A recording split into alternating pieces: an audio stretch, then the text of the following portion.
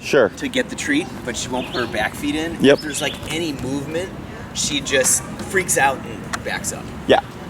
It's even though we know it's again a crate, she's just like this is foreign to me. Yep. Yeah. So we can use color for that. Simple, probably like a 5-minute thing. Make her sit in it. Making her go in, because it's the resistance, right? Like the resistance of the suspicion. So then, for now, let's say when you go home, if you want to try just tackling it, have her on the leash, and then grab your leash real close to that collar, because that's going to give you the immediate physical leverage. And you're going to pull towards, she's going to put the brakes on, and then, 20, 30, 40, 50, and at some point she's going to flush it. Okay, now once she flushes in, she's probably going to flush right out again. If she flushes straight out, you just keep your hand, start remoting, she'll flush back in. The second time, she should go in and then kind of be hesitant. Because now it's, when I go in here, negative turns off, but if I prematurely run out, negative turns back on again. So then she's going to have to think about that. Yep. Let her settle for a few seconds, break, treat, whatever, praise, repeat. Okay. Next thing you know, she's going to just start shooting in there. Okay. And then she's going to just be going in there before you even tell her to go in there. Okay. But it's that resistance that we're trying to override. So I have another client whose dog wouldn't even leave their car.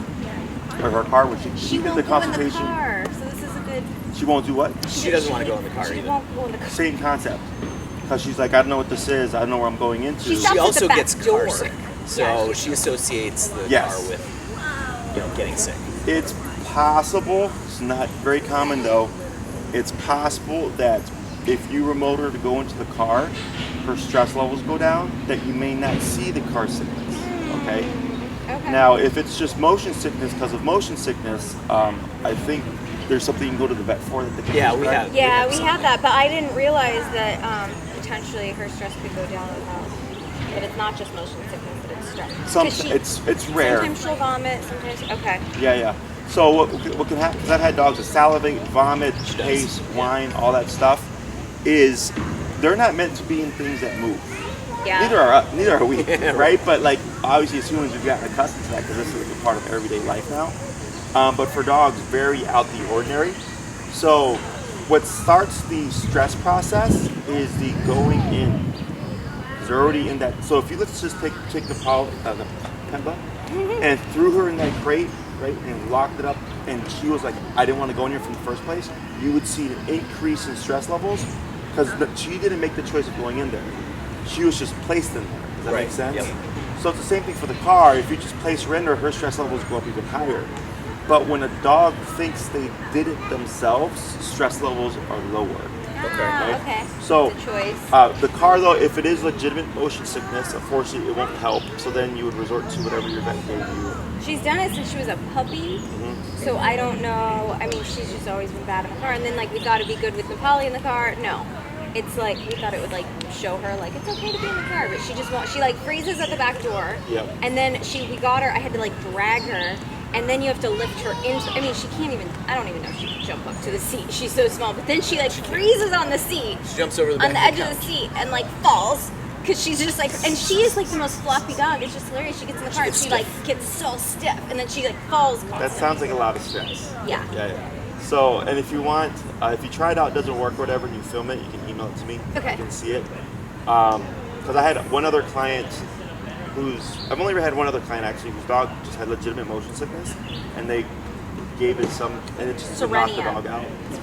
And it slept for hours. Because they asked me, is that okay? And I'm like, well, there's no way to train that out the dog, it's just motion sickness. I was like, and if it worked, it worked, So yeah, but that's a potential option. A lot of times it's actually stress, but if she's been doing it since a puppy, also I must think be it's stress for her though. It's a very it seems like stress. One other thing, have you ever seen that collar do anything to the skin? Her neck was It's so much better. It is so much better. But We it's actually took the scabby. wings off. Sure. So I've never used the wings. Okay. Okay. And I don't know if it was that, but It was bad, something was though. really irritating her neck. So we've had her naked at home for the most part, except for we'll put that on and we put it more to the side because it's right here where she had it happening. Right. So she hasn't had her leather collar on at home because we're just trying to let it heal. Yeah, so with the wings, it's meant for when I've seen it used, it's meant Like for longer thicker, hair? longer haired dogs. So for her, maybe from chafing or rubbing. If you put the collar here and it's coming down here, then it's too loose. Or like if it's loose and it's going like this, that will also cause chafing because of all the rubbing and stuff. So yeah, I just avoid the area, and you can even put it at the base of the neck sometimes just to give that area a break. Yeah. But yeah, it should keep in place. I know. I need to tighten that again. I guess because it doesn't have the wings. That's why I was like, why does it keep falling? It used to be so tight. It's this, but it'd be the same as Nepali's, you know, because hers is the same comfort pad. She just doesn't have the wings or whatever. So yeah, I'd keep an eye on it. If you keep seeing it go down to the bottom of the neck, it's too. Okay, that's the most common thing that I see. But yeah, it would be the collar from rubbing. Okay, I would check her neck. This is meant to be more comfortable for extended wear, but I always recommend that people do still check their dog's neck because there can still be irritation from like just allergies and stuff. We were wondering maybe she was allergic to the metal or something like that. Yeah. So I was curious if you had seen But if you're it. putting it elsewhere and it's just fine, then it's most likely because it's just rubbing on Well, the bottom. and again, she's very bald right here. Yeah. So. And we have another dog, it's a pitty, who's super thin fur, like it's really pinced here. And she wore a prong for like 24 hours, and then it like scabbed and shaved. And the lady thought it punctured the dog's throat. I was like, no, that's just your dog's skin is super sensitive. Yeah, and they do have pigs. Yeah. So that's the thing about pitties is either allergies or super sensitive skin. So. Just like their parents. Anything else? Okay. So do you, we did place with Nepali, I think it was, right? No, we call it bed. Bed, yeah. So I carry one of these in my car, so I can work with my clients and stuff. So it's gonna be the same concept, right? Bed is a very lenient command. Go there, stay there. I don't care what else you do, but just don't step off. Sit, stand, lay down, chew on a bone, play with a toy. If it's a big bed and her and Nepali are under, they can technically play with each other. It's just don't step off of the perimeter of this area. Okay? She's already ready.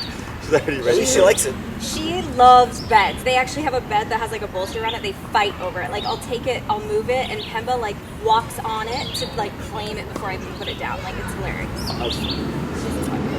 So what we're gonna do here is, what's our number right now? 75. Let's go ahead and go down to 45 because we're teaching something new. So whenever we teach something new, we always want to go down. And just from where you're at, you're gonna keep still. I'm gonna have you start tapping the button. And Pemba might naturally just gravitate to the bed, which if she does, that's perfectly fine.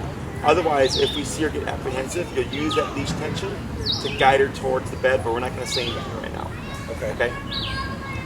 So you just tap it and hope that she goes to the bed? Yeah, a lot of dogs will just naturally hop on there. If they don't, then I just use the leash pressure. So we get the contraction, yeah. Let's go to 50. Yeah. 55.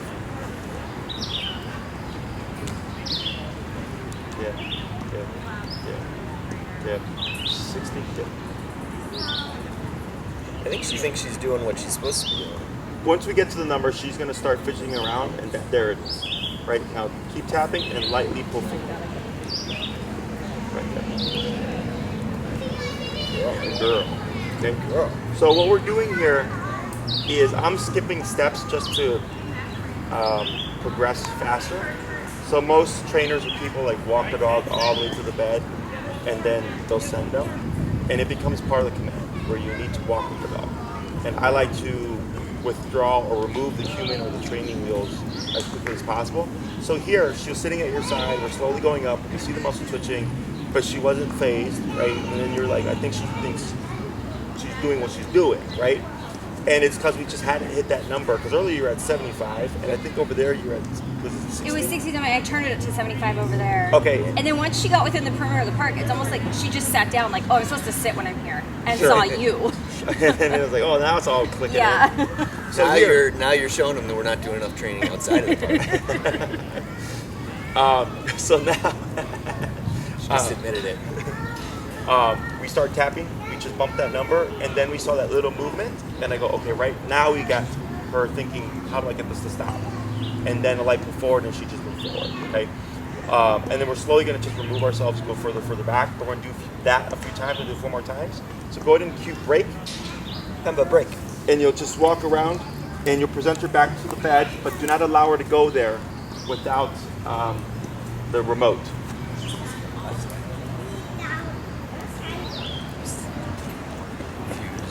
doing well though. Right, good. We'll let her settle for a second. She's making us look good. When you're ready. Yep. Yep. Light pull forward. Yep. Right there. Girl. Good girl. And break. 3 more. Okay, break.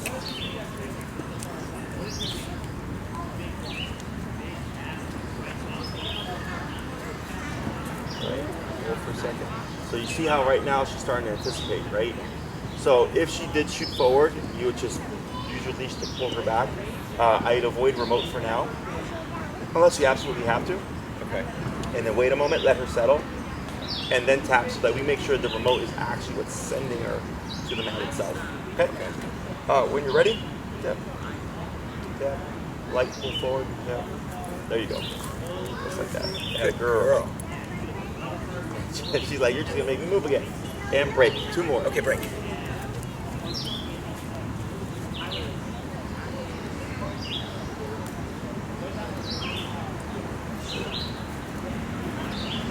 Right? Just want to restrict her. Good job. Good. Good. Good girl. 1 more. Okay, break.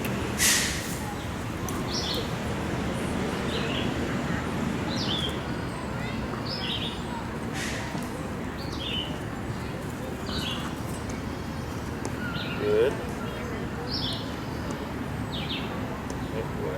There we go. Very good. Excellent. So what we're trying to build here is that ideally the tap would just send her. And we don't even need the leash pressure. Okay? We'll go to swap handlers. We're going to repeat the same exercise where you'll stop short of the placemat to see if we can get her to that point. Otherwise, otherwise we'll start putting in the word, and then you'd achieve that just through practice. And then we're going to start shifting where we're sending her from. So for dogs, they're very much picture how things look. So if you always send a particular way, from a particular direction, and then one day you decide, I'm going to send her from over here, she's not going to get it. Okay? So we start right off the bat changing it up and doing it from all sorts of directions so the dog doesn't get so set for one way. Okay? Break. Break. Come on, baby.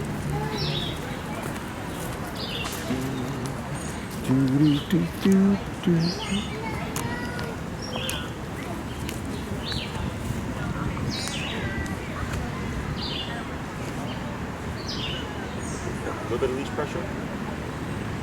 Right there. Got a girl. Good girl. She's just like right and waiting. Break. Break. Good. One more. I was thinking about getting a puppy myself Oh, really? for the facility. Okay. So like, my guys are 8, 9, getting old. And I wanted to get a puppy while I still have them around and help raise them. Good, a little bit of leash pressure.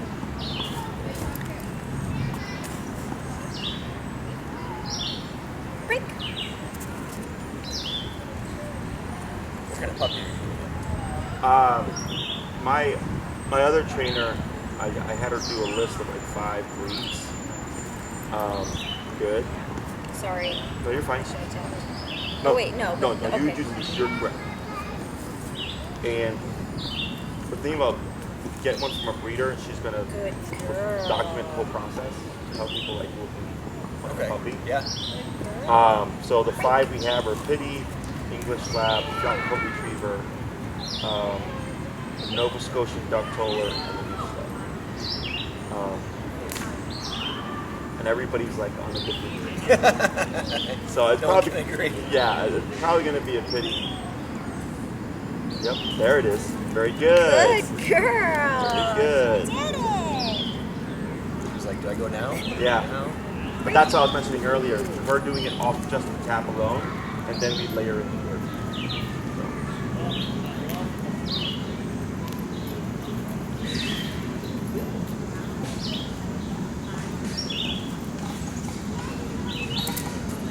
Good. There you go. Good. Good girl. getting it. She just waits like, okay, I gotta run I know. soon. I'm gonna do one more. Break. And part of me is like, do I really want to get a puppy? I don't know, do it while you're young. They are a lot of work. It's a lot of time.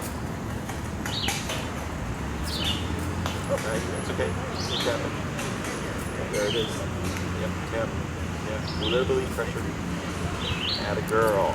Good. We'll let her rest there for. Very good.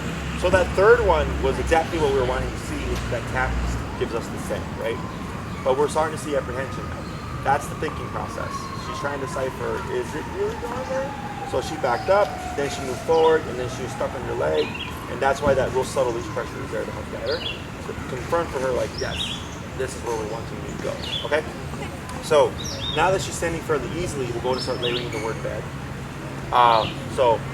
We cue the word first, and everything else stays the same. You then kick in the tapping.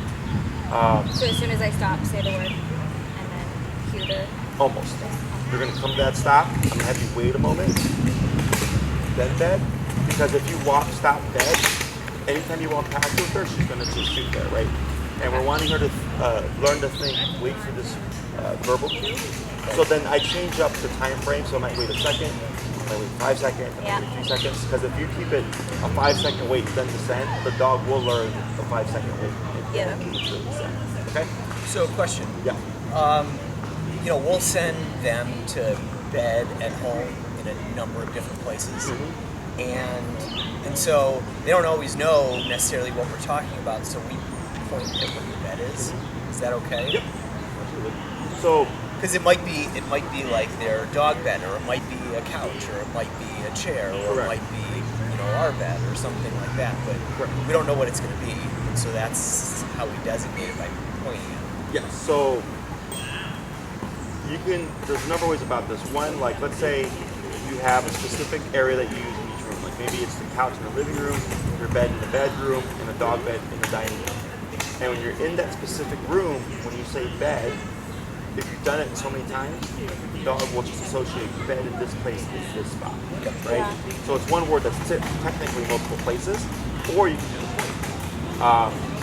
So like let's say you have 2 beds in one room, and you want the dog to go to one specific bed, then when you come in, right? And also just like how you're using it very perfectly fine as well. Okay. And I also just think of like when we're traveling, like when we camped with them the one night, we like put them on a rug, as like a placeholder. Correct. Yeah.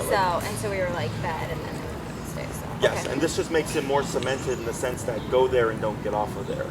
Making it more so a meaningful command as opposed to go on the bed, they hop on, and then 2 minutes later, they're hopping back off. Okay? Yeah. Other questions? No. So go ahead and you're going to break Pemba. I'm going to have you do you're going to walk, come around. You're going to stop about 3 to 4 feet of the placemat, so we're going to start giving a little bit of distance here. Okay. Make sure to wait that moment. Bed, and then tapping and leash if needed. Okay? Break.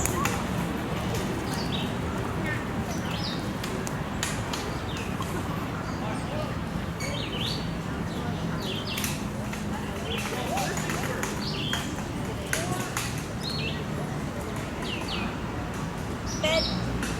Oh, I didn't tap. No, you're fine. Okay. Yeah. Bed. Yeah. A little bit of leash pressure. Yeah. Take a step closer. Yeah. There it is. Very good. So right there, most likely from what you just mentioned, we use bed at home already, right? So there's some familiarity there. So when you said it, she shot forward, and then you didn't tap, right? Yeah. But then she like bucked back a little bit. I confused. That was me. No, you didn't really do anything wrong. Well, because I used the word bed, but not this, so it wasn't guiding her. It most likely would have happened still. Okay. Because her brain's just starting to tie concepts together. Right? That was just the first time you cued the word. Like, so there's already familiarity. Then we have the fact that we did this exercise, and technically the tap is bed.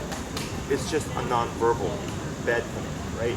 So when you said it, her brain goes, "Oh, I know this." Then she goes, "But is that correct?" Right? Yeah. What I would have expected you to have said was, bed, she goes, you tap, and then she goes back. is what's really common. Okay, because But what did she do? Sorry, I'm like really lost here. she's just thinking through the process. Okay. That's all normal, right? Okay. So But most she often, backed up before you tapped. yeah. Yeah. She knows she was supposed to do something. That's why this happened. Yeah. But then she's just not sure yet. So then that's why She's this also happened. out of context, and I think she also just kind of shadows what Nepali does when we say that most of the time. And what are you doing? Sure. Yeah, she's like, okay, that's where we're going. Yeah. So here, if you say bed and you tap her, I'd most likely see the backup. Okay. Then you just keep tapping to confirm for her. No, yes, you are correct. You have to keep going onto this area. Okay. Okay. So repeat that 4 more times. Break.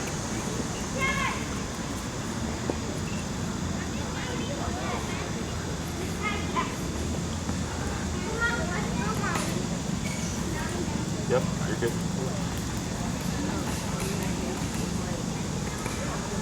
Dead. Yep. Yeah. Wait, pull forward. Yeah. Yep. Yeah. There it is. Very good. Good girl. So just after that second tap, I don't know if you saw that flinch or starting to think about it. Yep. Yep. 3 more. Break.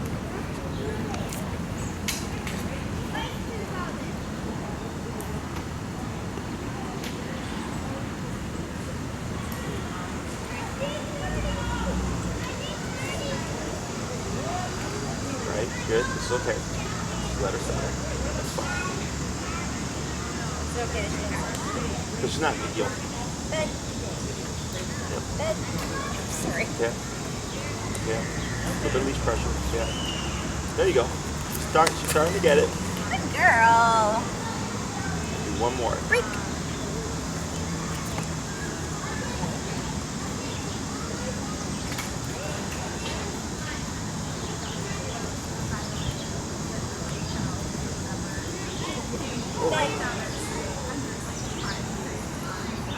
Right. There you go. Excellent. Good girl. Good. We'll let her rest for a moment before we switch. So good. So you're starting to see that latter half of her It's clicking. starting to think Yeah. about it, right?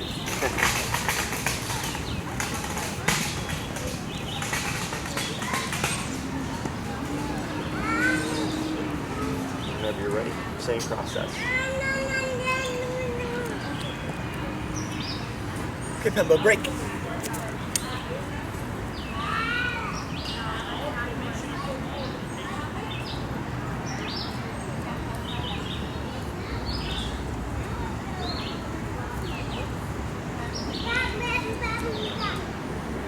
Ben. Very good. So you Good pointed. girl. I Good wonder girl. if that helped. Good girl. On the next one, we'll try it without it. Yeah. See if there's a difference. I'm not opposed to it. It's just a visual cue. Yeah, I'm curious though because she reacted so well, and I was like, I wonder if it was from the point. Yeah. Okay, break. As long as that tap goes in, and we're not relying on just the point at this moment, perfectly fine. Okay.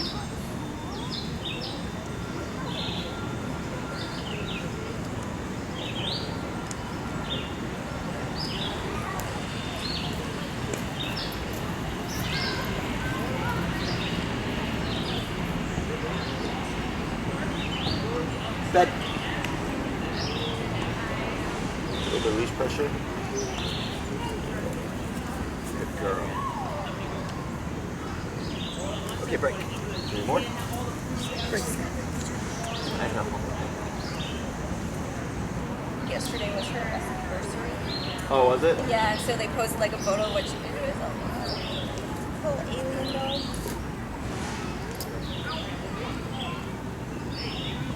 Pemba, bed. Good girl. Good girl. Good girl. Okay, go on. When I say that, I mean like the day she was found in the alley and her rescue her, not Gotcha. Not our rescue. yeah, not her gotcha day. There's so many terms. I know. I was here. about to say there are so many things now.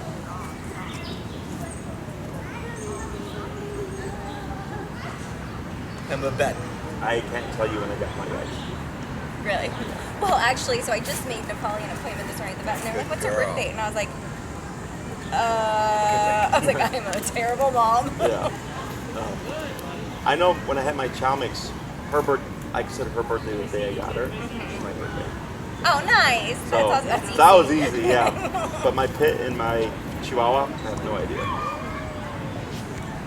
I have it written down for Nepali, but And we're better. Very good. Girl. Excellent. Good, we'll give her a break there. Good. So on that last one tap, right? And you can, again, she's still thinking, we just taught this. We've only done about 20 reps. Is this exercise, I keep it short. You know, anytime we do stuff like this, how it's super redundant, I keep it short, 2 to 3 minutes, 3 to 5 minutes max per session. Okay. Obviously, we do this a lot because her. So we should do it with the leash in the house too, right? Correct. Because So, of the pressure. yeah, it allows you to reinforce. Also, if you're going to do duration work, if she tries to get sneaky or something catches her attention, it gives you something to step on or grab if needed. This duration work thing, just for her sitting and being there for a while? Right. Okay. So, like the 3 essentials for a dog, in my opinion, would be like leash walking, come when called, and then don't move for a period of time. And place is the easiest one of those because they're sit down and place, okay? Okay. That are stationary commands. That once you give that cue, the dog's not supposed to move, they will stay in position until you cue them to release. Yeah, okay. So, this is one, because it's so lenient, like earlier I said, I don't care what the dog does, just don't step off of the area of the placemat. That's easy for people to use. And like, let's say, the way I look at the obedience stuff is, if I'm gonna go somewhere and I'm gonna be distracted, like maybe at a restaurant or something, I may not wanna use a down because it's so strict. Yeah. Just lay down and don't move. Yeah. So I can bring a towel or whatever, pop it on the ground and say, place or bed, the dog sends, and then they won't move from there. But I don't have to worry about being super strict because they can sit up, they can stand up, they can lay down and stuff, just they don't step off the area, right? If I'm gonna be just here, sitting down at the bench reading a book or something, I can say down and put my foot on it because I'm not gonna be talking to anybody or being distracted or anything. I'm just gonna be reading. Okay? So that's how I break up the obedience stuff in terms of application for people.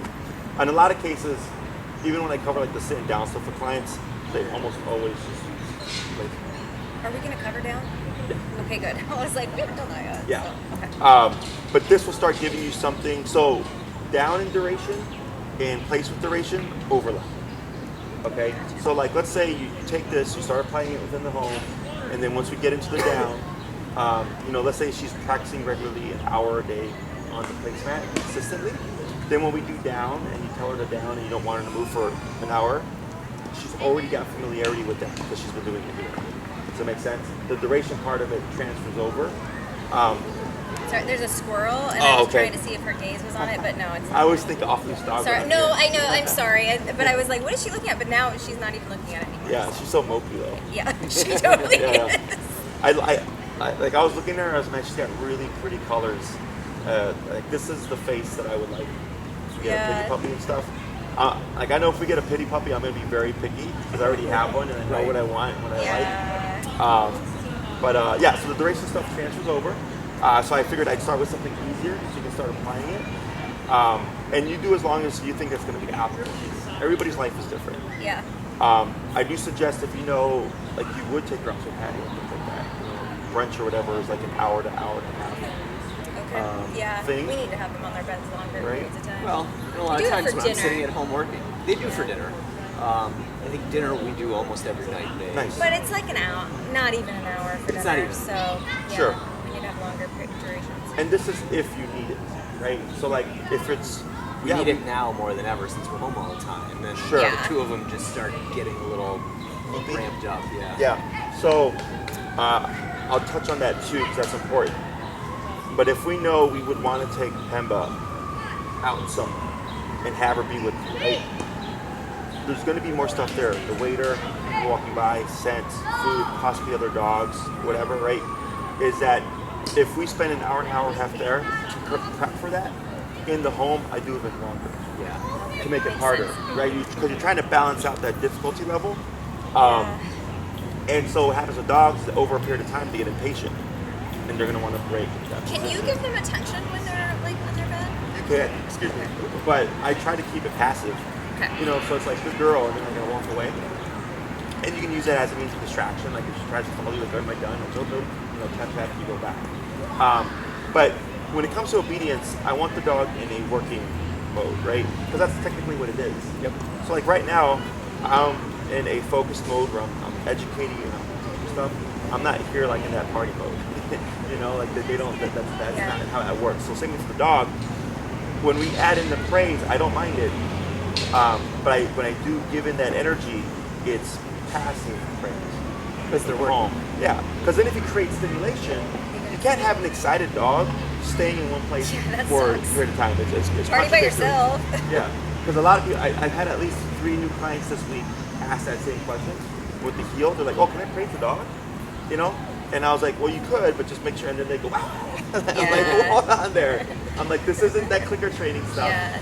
If the dog's going to be obedient, you want them in a passive state. That's when they're going to be listening. After they're on break and that stuff, whatever. Now they're off the clock. Okay. Going back to the statement of when we're at home now, we're working and stuff, and the dog's kind of being all over the place, is they become what you allow them to practice. So if they're practicing a lot of running around, playing, which people like, you know, especially when they rescue their dogs and stuff, they want their dogs to be happy, but then that's their dog. And then it can become a problem because that excited, playful energy very easily becomes barking at everything that they do. Okay, or in Polly's case, for that anxiety, that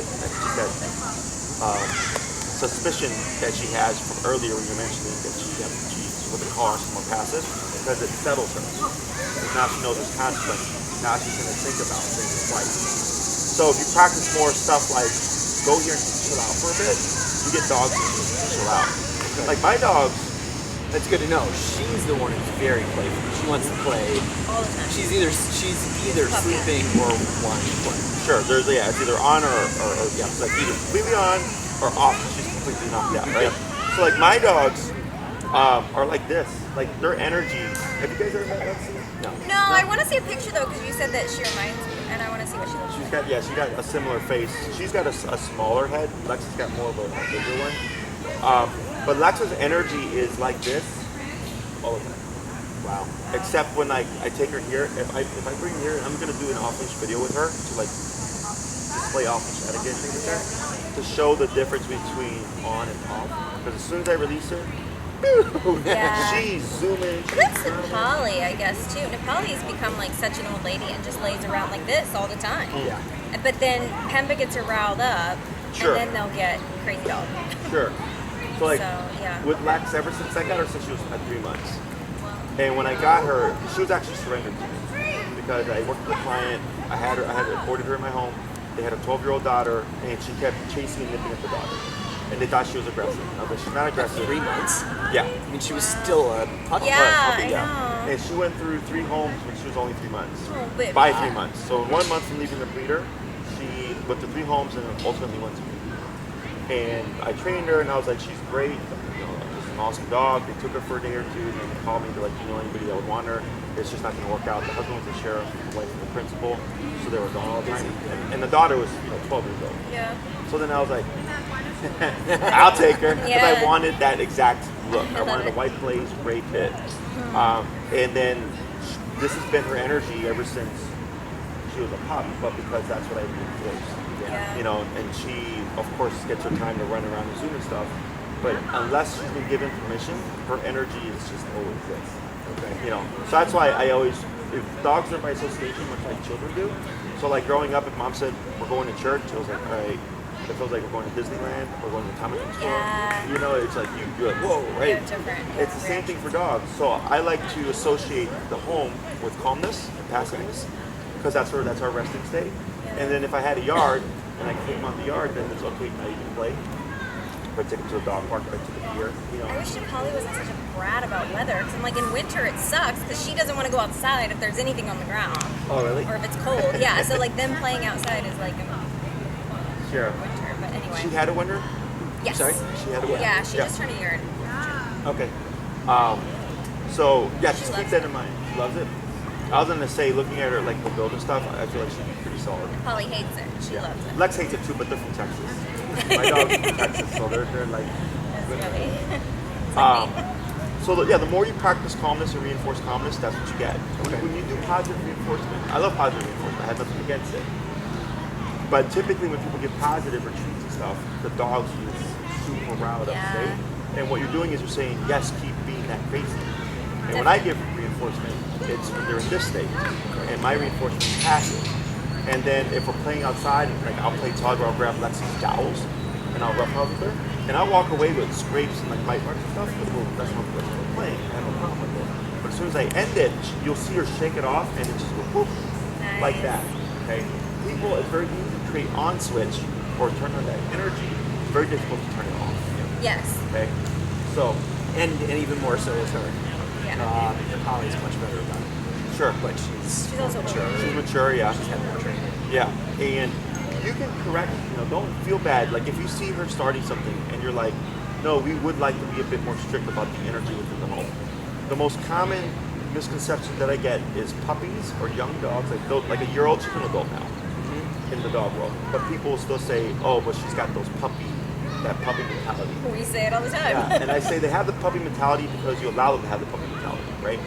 So Lexi, when she was 3 months, if she started the zoomies or something that I disagree with, I just corrected it.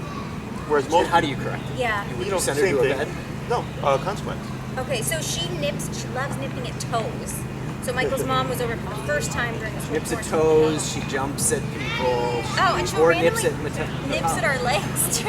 Like especially Sophia, Michael's daughter's living with She's us. got some sort of oral fixation thing. Sure. She really does. Like she sees you, she gets excited, then she runs the other way and gets a toy. And if she has a toy in her mouth, she's better. It's like a pacifier. Right. But if she doesn't have that toy in her mouth, she goes for toes, legs. And she just like It's this little like nibbles. Yeah. So, it sounds like the issue is overstimulation. So, dogs redirect things or express things through their emotions, if you will. Overexcitement, anxiety, fear, nervousness, aggression, whatever. Bite, lick, chew, bark, pant, salivate, nibble, grab something and hold it. It's all through the mouth because that's how they express things. Right. Okay. So for Lexi, let's say she was being a puppy and started jumping and nipping at me because she was excited I got home. It would be the correction. So it would either be my Cesar Millan correction. She had a prong collar, it'd be a prong collar correction or an e-collar correction. In your case, you can also use the bonker as a correction because you're just saying, don't do that. Okay, so if So do you say no and correct her? With I the, personally don't. Okay. So You just I tap just her? correct. Because think about it this way. Let's say she's nipping and nibbling at Nepali to engage her to play. And Nepali just does not want to engage and says, I need you to leave me alone. It would just be, boom. Yeah, that's exactly what happened. Yeah. So then she learns, oh, leave Nepali alone, right? Now, if she did that 10 times in Nepali and all 10 times Nepali did that correctional nip, then she would eventually learn, just don't do that to Nepali, right? So when we do cues, remember that if you want to control a behavior, you want to have something that is cues it off bed, no bark, whatever. But then if you want to eliminate something, then you just correct it. Okay. So for me, with Lexi, because I knew I didn't want nonsense in the house. Period. Anytime she did anything, just correction. So that's why, like now, I mean, she's 8 years old. I still have to correct her, but it's like once in a blue moon. You know, like she like forgets or something. Like I walk in, and then maybe my brother had just like played with her, and she's still kind of stimulated to de-escalate her. And she sees me go to jump and the jab. Oh, sorry. And then she just settles. I forgot about the jab. You know. So what's happening for Pemba is she goes, I can't play with Nepali. I can't just jump up and nibble on you or Sophia. I just can't go zoom around and grab something. I would even correct that. Okay? Because even though it's not being directed towards you, because that's how things, like people tend to see things, is it including themselves that it's a problem, or is it like aggressive to other people? But if it's just, yeah, my dog zooms around, they grab a toy, no big deal, but the dog's still in that mental state, that I personally don't allow it, because it's still to a degree being practiced. So when you correct all those things, then you're going to get this kind of energy in the home, because those other things are options. That's why dogs calm down. So I started a case two days ago, and the dog came to my facility. That's when the storm hit. So we had to go to my facility because of, and it hit right when we were going to start training, so it was lucky. And the dog was super anxious, on edge, barking, staring at me, right, seemingly aggressive. And I said, okay, don't worry, put your collar on, blah, blah, blah, right? And then within 10 minutes, the dog calmed down. And I was doing this, jumping around, nothing. They even touched the dog, nothing. And the owner's like, I was like, yeah, your dog's not under stress. And they were like, why? I'm like, because there's so many things that were options. And we said, that's not an option. That's not an option. You can't do that. You can't do that. So then the dog goes, shit, I can't do any of that stuff that you let me. Yeah. That's how dogs' brains work. Okay? Yeah. So don't, but people feel bad. It's a problem. That's There you go. People feel bad. They're like, I feel bad, Jesse. Like, you know, and especially when you get arrested with her kind of story. Yeah. There's a lot of guilt. like I want her to have the best life ever and have all the toys all over the house. But that can work against you. And more often than not, it works against people. You know, that's why I'm here. It's why I have a career.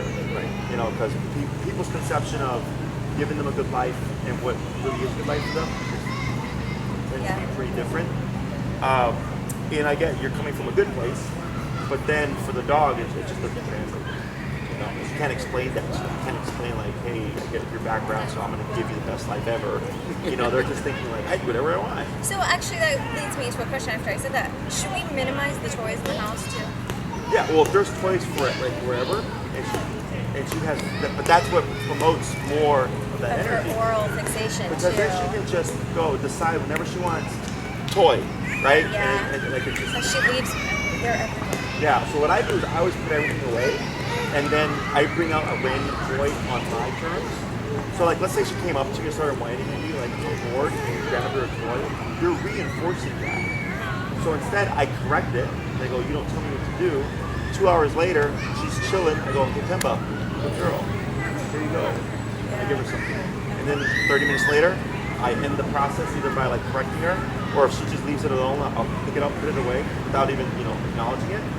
And then each time I'm randomly pulling out something whenever I feel like She's got. Absolutely. Yeah. Okay. but yeah, for some personality types, if you have stuff all over the place, they'll just trigger and then go into that overstimulation mode and just start doing that. In other cases, dogs will just like stop carrying up their toys and then chew on people's stuff instead.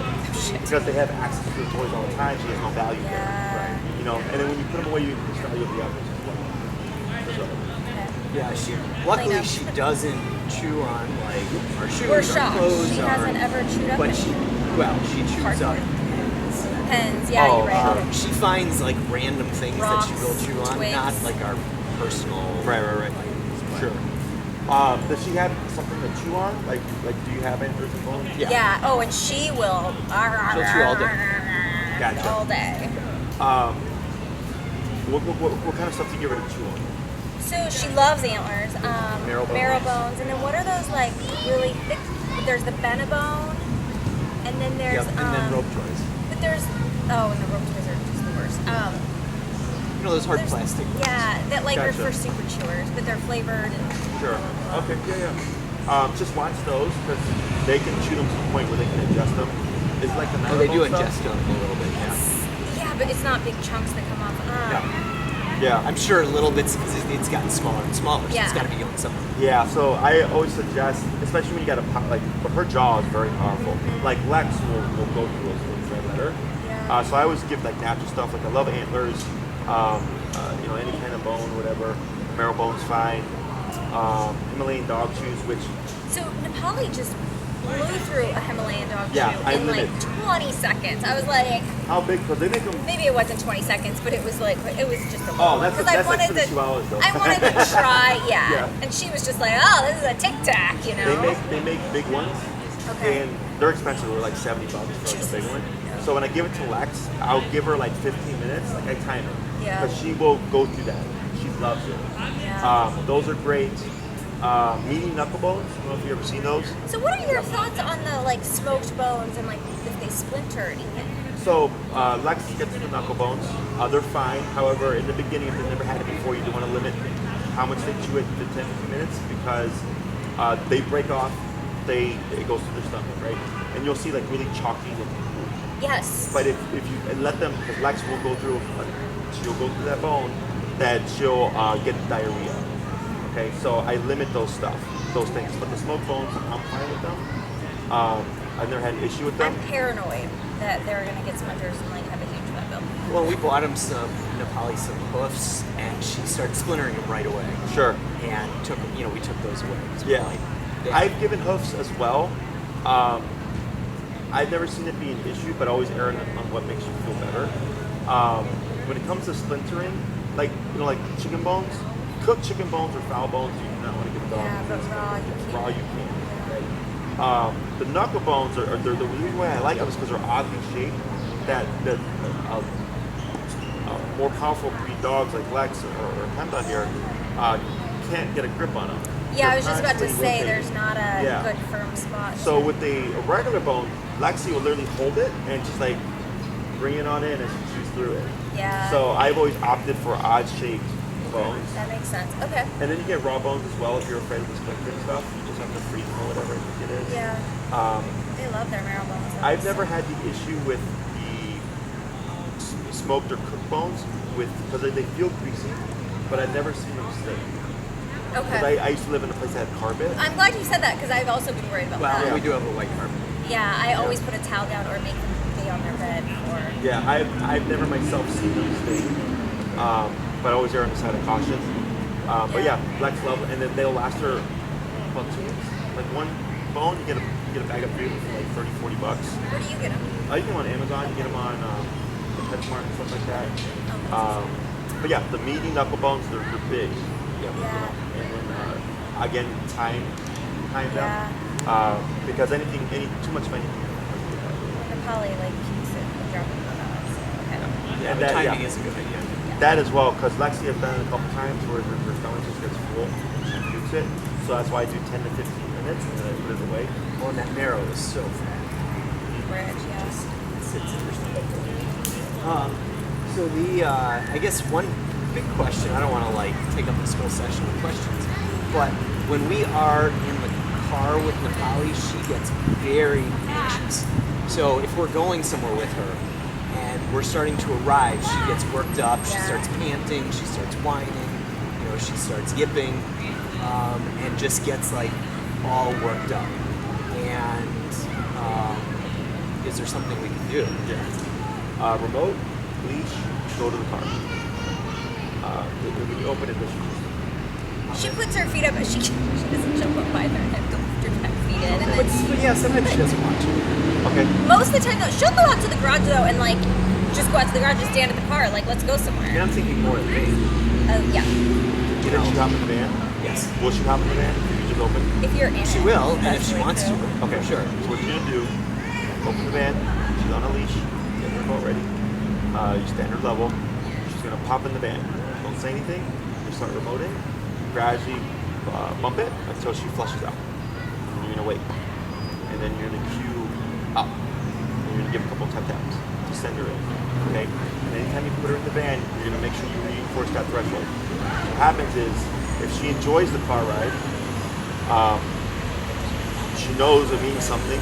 You open, she jumps in, she's already at a 2. Then you're driving, she goes through to a 4. And then she recognizes the route, then she goes from 5 to 6. When you get to the place, it's 7 to 8, you see? So when you add a threshold to something and you put it on permission or on a cue, you don't get that buildup. Okay? Now, if you still start to see the buildup as that ride goes along, see if you just tap her, if it'll just yes to her. Okay. Because all you're saying is just chill out. Yeah. Okay, remote, stop. Controlling behavior is simpler because it's just don't do that. Okay? So I had another case where the guy, when he would go to the vet clinic, it would be a hot mess. But it was from going out the back door to the garage to the car to driving to the vet to going to the vet. There was all these things that were stacking, and we did exactly that. And then he went to the vet, and the dog was completely calm. Okay, because we did all the preventative work. That would be a miracle. Okay, and then if that doesn't work, then I go to using the remote to just set her within the car. And now that we've got this command in, and we'll juice it down, we still have 5, I think. 6. We have 9. We have 9. 9. I would think we have some time to work with the poly here. Okay. If you'll see, if you'll see it here, or something like that, we can do that as well. Well, and maybe we'll have to do a Zoom session on the road too.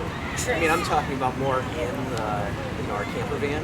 Oh, sure. And they could be 5-hour rides. She does it in But the car too. She gets so. she does it in the car too. But she gets really worked up, especially if we're arriving somewhere. We've been in the car for so long. She doesn't really know where we're going, and it's this moving house. Yeah. So if she's moving, right, she's stimulated or anxious, on the remote you're just tapping and you're jacking it up. Don't be surprised if you hit 127. Don't be surprised if you get a big yip. And then this. Okay, because she's so wound up that it took more power to cut through, and finally just go like slap her out of it like that's crap. Yep. Okay. You can disagree with stuff like that. You don't need obedience there because it's just we disagree with this energy. That's all it is. Okay. Okay. So if you feel like you're making it worse, then stop. Take note of what you did, and then when we do that Zoom or whatever, we'll work on that. And if you'd like, so I have my other employee Enrique, who's starting to get his own clients now. Cool. So I'm sending him off to help a couple of clients, and it's a complimentary session because he has the insight, he has the skill set, but he has to learn now to start applying it. So if you'd like, I can set something up with him as well, so he can come in and then that would be over at you. That Okay. should be good to have because we talked about doing a Zoom session with you about can he help with the de-escalation of Holly's anxiety in the house also. Can we do like that in one session? Yeah, shouldn't be a problem. Okay. We have to. Our van's not even here right now. It's Oh, at the sure. shop, so like maybe the last week of August we have it back. Yeah, there's no rush. Okay. Yeah. Well, we're leaving August 31st, so. Oh, other than that. Yeah. But for us, there's no rush. But yeah, just shoot if you would shoot me okay. Every week, Jesse. I know. And I'll talk to Enrique, and then I'll tell him what I would do and how to address it and stuff, and I'll send him out. It's a complimentary session. Yeah. And then if he doesn't figure it out, then I'll figure it out. But this is to get him the experience and like. Yeah, totally. We'd be happy for that. So okay. Well, Awesome. and we'd be happy you. to have them calmer in the car. Yeah. Yes. I just had a random side note thought that it's not about this at all. I think it'd be so cool if you got a pity because it's also showing. Well, you know my love of pitties, but And Jen it's- wants to play with a pity park. Well, yeah, but it's the promotion that they're not big dogs too, and look at what you can do for them. No, it's interesting because we've been setting up all the arrangements for our trip, and a lot of these campsites say, pet friendly, dogs welcome, except for pits, Rottweilers, and Harbins, yeah. Or they ask, what kind of breed is your dog? And Mike was like, a bulldog, Mixes. boxer mix. I'm like, you just straight lied. So, but yeah, I'd believe it. it'd be great promotion for. But yeah, pity. Oh god. The problem is people get these breeds and they don't have control. You know, or they don't have control, or they don't mind that they're kind of mean. yeah, or they want They it, promote it, right? or they want that big tough looking dog. So it's not so much the breed, Yes, It's to the the extra person play, yeah, but on the the end person of the leash. behind it. Yeah. So we'll do a few more reps here. You see how mean and Vicious. vicious she is. I know. I mean, I have my pick clearly, so, but that's why I chose her and I wanted her with the like, someone to take her. Yeah, it's a good face though. And in here, she was there, we talked for like 15 minutes or so, and she didn't move. So you do get duration work with this, meaning, and you can That's build true. that, start that right off the bat. Yeah. You send her. So this exercise that we did with the repeated sends is to get her familiar with going to a spot, making that very simple. Then the next part is go to that spot and don't move for the next 2 hours, 45 minutes, whatever the time is. Okay. So we're going to say break. We'll do 5 more reps, Have a break. and we'll try from like you were doing, Michael, with different directions.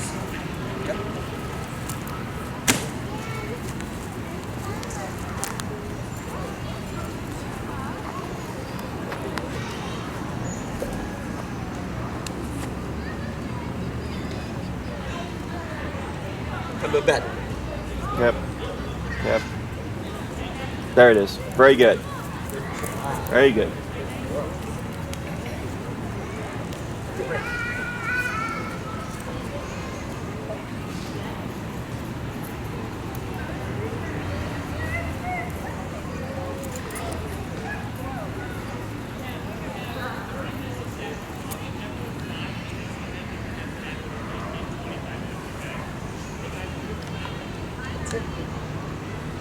Yeah, girl.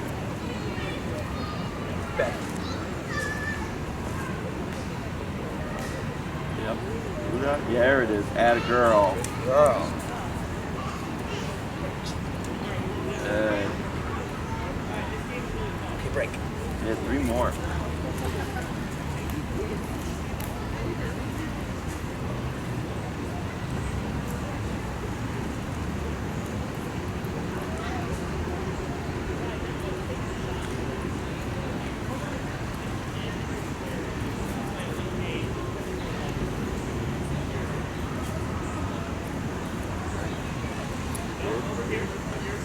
Bet.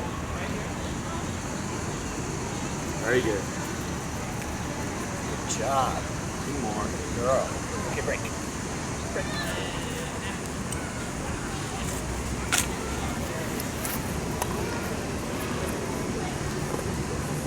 Come on, squirrel. Oh, that was good distraction.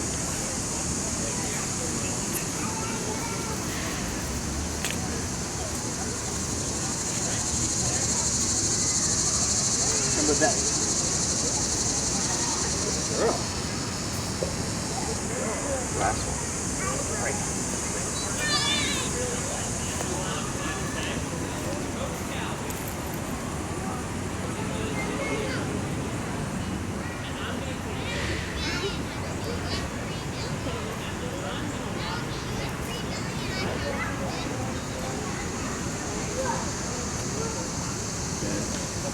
Right.